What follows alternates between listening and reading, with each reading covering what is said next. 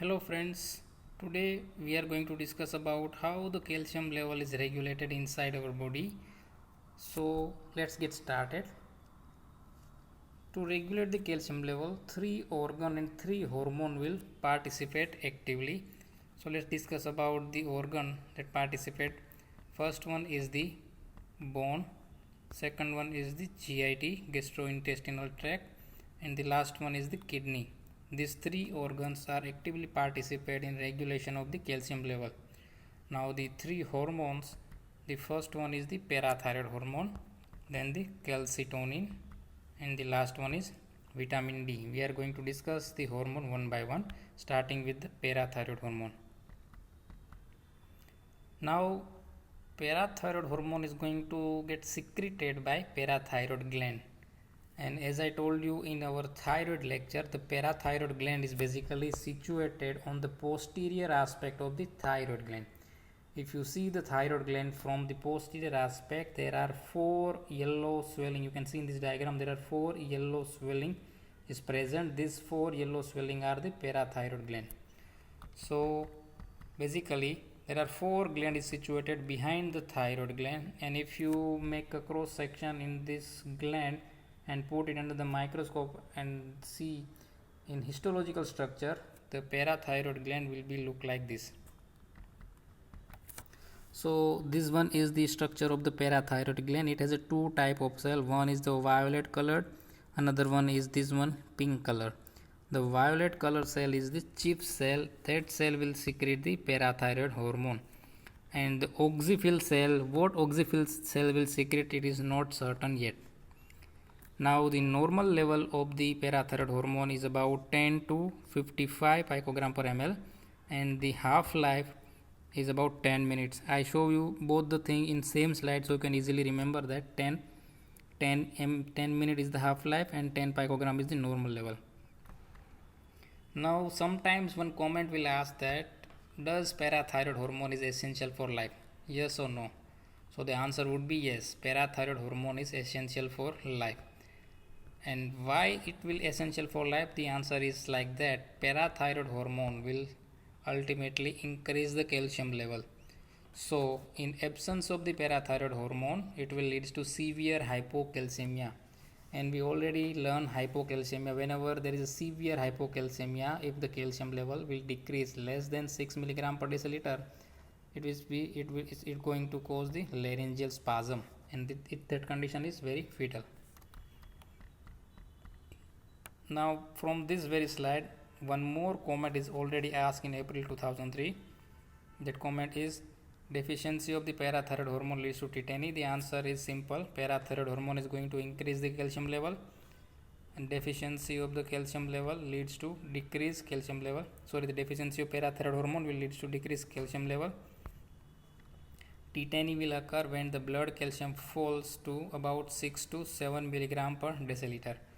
So basically the deficiency of the parathyroid hormone leads to tetany. You can also mention the sign of the tetany that I earlier mentioned, CTC. If you remember, C stands for carbopedal spasm, T for Trousseau sign, C for Chostek sign, and the last one is increased QT interval. There are four signs that you need to remember in tetany. Now how this parathyroid hormone is synthesized? So parathyroid hormone is basically the peptide hormone. So it will be synthesized in the same fashion as the protein synthesis will occur. It will faithfully follow all the steps of protein synthesis, so no need to remember any new steps. You have to just focus on the protein synthesis step. First there is a transcription of the DNA, then formation of the mRNA. Now this mRNA will be translocated over the ribosome, and ribosome will synthesize the protein that will be packed in Golgi apparatus. Then there is a formation of secretory vesicle, and once the time came, it will secreted by exocytosis. So it has the same step as the protein synthesis will take place. So it will be synthesized in ribosome. Now in ribosome, like all other peptide hormone, it will be synthesized as a precursor form. The precursor form of parathyroid hormone is known as pre-pro-parathyroid hormone, and the number of amino acid it will contain is 115 amino acid.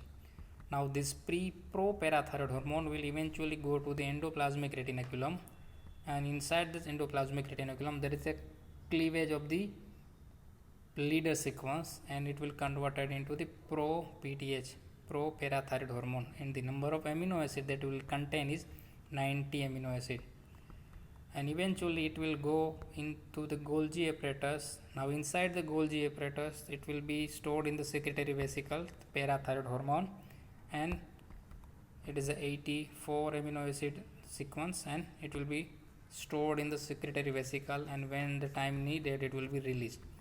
So here's the question, how this parathyroid hormone is released, or when this parathyroid hormone is released.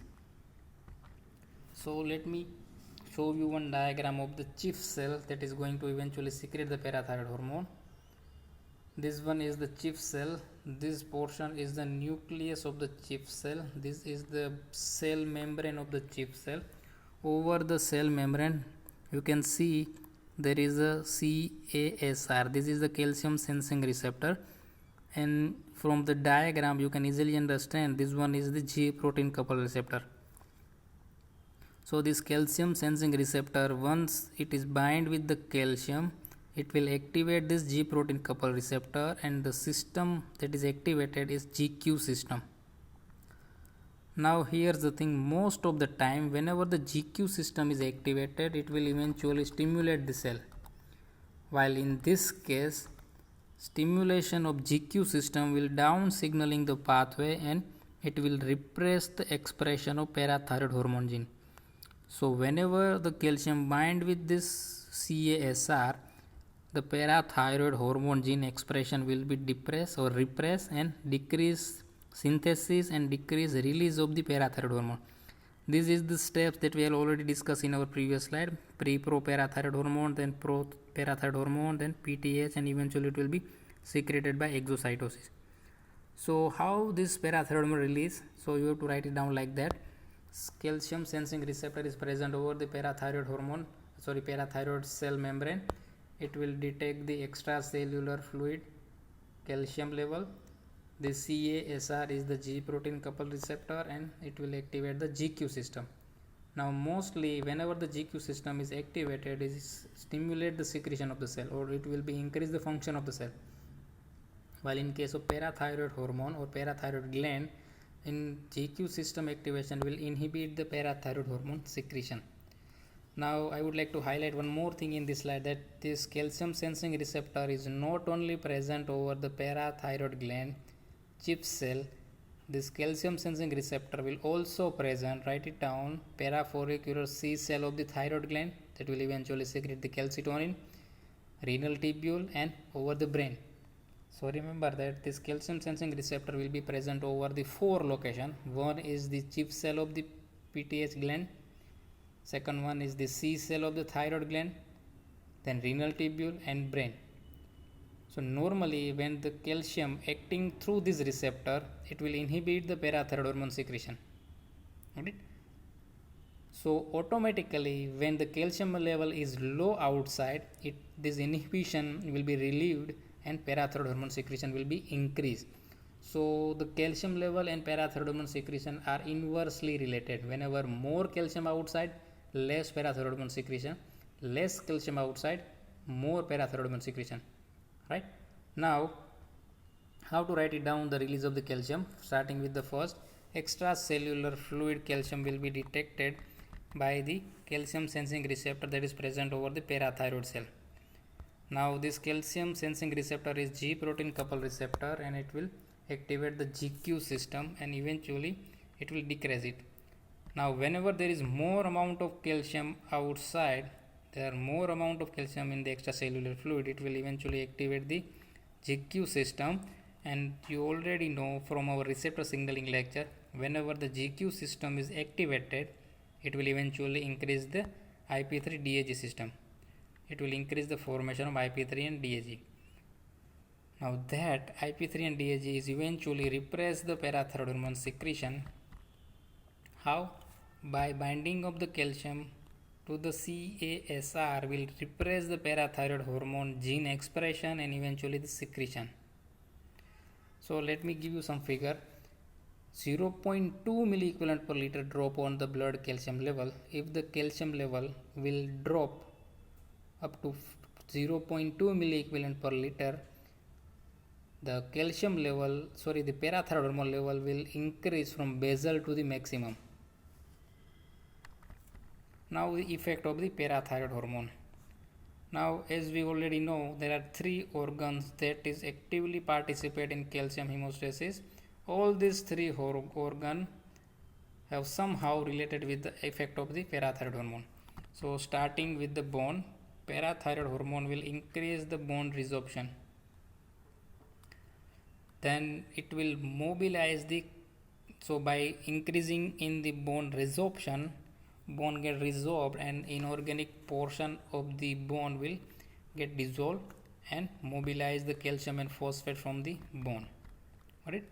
Now as far as the kidney is concerned, parathyroid hormone is going to increase the calcium reabsorption. It will increase the reabsorption of the calcium that is filtered. And opposite thing will happen to the phosphate. It will decrease the phosphate reabsorption. So ultimately it will increase the excretion of the phosphate. So the effect of parathyroid hormone over the kidney is like that. It increases calcium reabsorption and it will increase excretion of the phosphate. Clear? So from the bone, parathyroid hormone will release calcium and phosphate both at the same time. But once this mobilized calcium and phosphate goes to the kidney for filtration, calcium will be reabsorbed while phosphate will be excreted. So basically parathyroid hormone is going to decrease the serum phosphate level. Now over the GI, inside this gastrointestinal tract, parathyroid hormone do not directly affect the GI tract. It will stimulate the vitamin D formation, and this vitamin D will eventually increase the calcium absorption along with the phosphate absorption. So from this very slide you can easily understand what parathyroid hormone will do. Parathyroid hormone, the main function of parathyroid hormone is increase serum calcium level by hook or crook, right? So basically first parathyroid hormone will increase the calcium, but along with that calcium phosphate will become along. So once this phosphate and calcium will go to the kidney, it will secrete the phosphate and it will reabsorb the calcium. So eventually it will increase the calcium reabsorption and increase serum calcium level. Now let's understand the effect of parathyroid hormone over the bone in detail. So let me show you one picture to how this parathyroid hormone will work over the bone. But let me remind you one more thing. Parathyroid hormone is going to increase bone resorption. That bone resorption is the function of osteoclast, if you remember from our previous lecture. So parathyroid hormone somehow activate the osteoclast. But here's the problem, that parathyroid hormone receptor is not present over the osteoclast, but parathyroid hormone and vitamin D, both the receptor are present over the osteoblast. So by somehow osteoblast is going to stimulate the osteoclast, increase differentiation of the osteoclast and increase activity of the osteoclast via osteoblast. So let me show you one picture. You can easily remember that picture from our previous slide, so previous lecture. See what parathyroid hormone do. Parathyroid hormone increase the bone resorption. Now to increase bone resorption, it has to activate the osteoclast. Now parathyroid hormone do not have receptor over osteoclast, but it has a receptor over osteoblast. So what parathyroid hormone do? It will stimulate the osteoblast and increase the synthesis of this MCSF.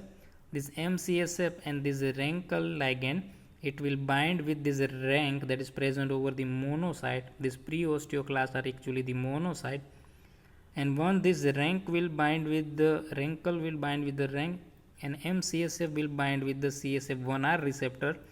There is increased differentiation of the monocyte to the osteoclast, and it will stimulate the osteoclast activity and eventually increase the bone resorption. Got it? Now how you are going to write it down in exam? So you have to write it down like this. Parathyroid hormone will increase the bone resorption and eventually mobilize the calcium and phosphate from the bone. Now bone resorption is the function of the osteoclast, but osteoclast does not have a parathyroid hormone receptor. So parathyroid hormone receptor is present over the osteoblast. So parathyroid hormone activates the osteoclast via osteoblast. How? Parathyroid hormone activates the osteoblast first. That osteoblast will secrete MCSF and RNKL, that is actually the ligand that is present over the osteoblast. Both this structure will bind with the appropriate receptor that is present over the osteoclast and increase differentiation of the osteoclast. And osteoclast will do its function, it will increase bone resorption. This is the function of parathyroid hormone over the bone. Now effect of parathyroid hormone over the kidney. First we enumerate the main function of the parathyroid hormone over the kidney. As we discussed already, it will increase the calcium reabsorption. It will decrease phosphate reabsorption. That function of phosphate excretion eventually is known as phosphaturic action of the parathyroid hormone. And the last one, it will stimulate the enzyme known as 1-alpha hydroxylase. That enzyme is eventually increase the vitamin D formation, and once the vitamin D will be formed, it has an effect on GIT. Right? So these are the three functions of parathyroid hormone over the system. One is it increase calcium reabsorption, second one is decrease phosphate reabsorption, and third one it stimulate the 1-alpha hydroxylase activity. Now let's discuss in detail one by one. Effect how the parathyroid hormone will increase the calcium reabsorption. The effect on calcium reabsorption. Now you can already identify this picture. It is a nephron. This one is the glomerulus. This one is the PCT, proximal convoluted tubule. This one is the loop of the Henle. This one is the thick ascending loop. Then this one is the DCT, descending convoluted tubule, or the distal convoluted tubule. This one is the collecting duct. Right?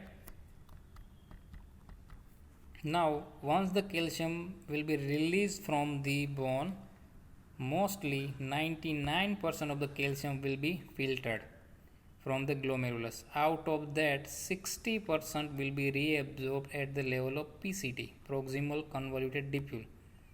Right? The remaining 40% will be reabsorbed all along the course of this loop, then thick ascending loop, then distal convoluted tubule. Now the actual action of the parathyroid hormone will be take place over here, where distal convoluted tubule. Right? Let me give you a picture of distal convoluted tubule. See, in this diagram, this orange or pink color portion is the tubular cell. This yellow color portion is the tubular fluid. This portion is the interstitium or interstitial fluid, and this red color portion is the blood vessel. So this membrane that is near to the blood is the basolateral membrane, and this membrane is the apical membrane or luminal membrane, because it is near to the lumen of the tubule. Got it? So at the apical membrane there is a calcium channel present. That calcium channel is under the hormone of parathyroid hormone controlled. So once the parathyroid hormone is higher side, the number of channel that is present over this luminal side will increase. So more amount of the calcium channel is present over the luminal side, so more amount of the calcium will be reabsorbed from the tubular fluid. Got it? So the effect of parathyroid hormone is that it will increase the number of this calcium channel. Now the name of that calcium channel is this TRVP. Now what is TRVP? The full form of TRVP is transient receptor potential vanilloid type 5 channel. Let me write it down for you. Transient receptor potential vanilloid type 5 channel. Now how to write down this effect? You have to write it down like that. 99% of the filter calcium is reabsorbed, and 60% of that will be reabsorbed at the PCT, proximal convoluted tubule, and the remaining 40% will be reabsorbed in ascending limb of the loop of Henle and distal convoluted tubule.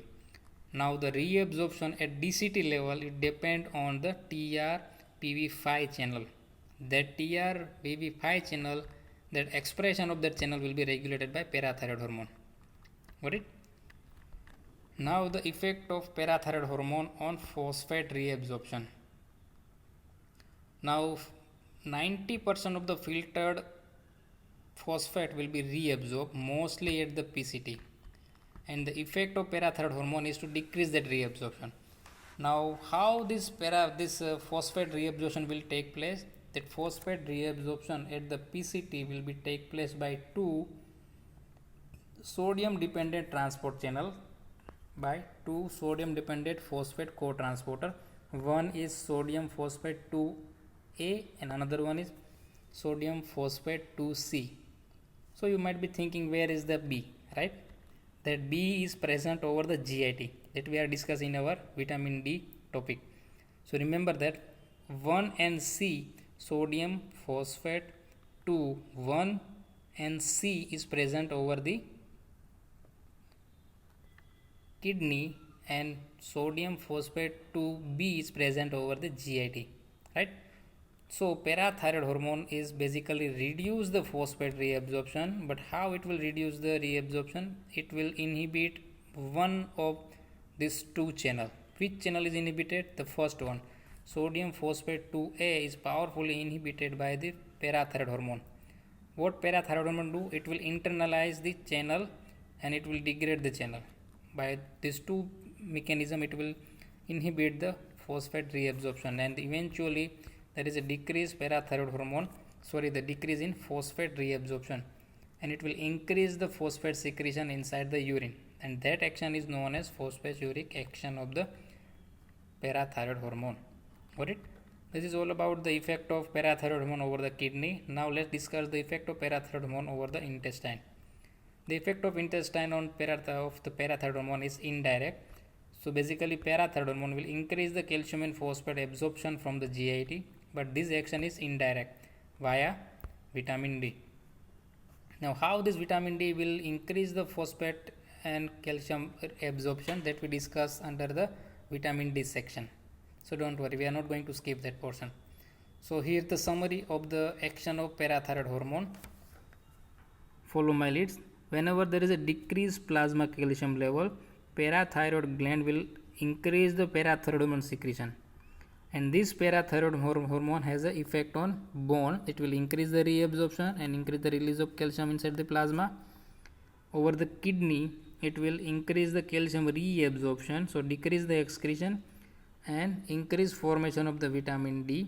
That vitamin D will eventually increase the absorption of the calcium from GIT and restoration of the plasma calcium level towards the normal. Now in next lecture we are going to learn in detail about the mechanism of action of the parathyroid hormone and the applied aspect of the parathyroid hormone. Thank you.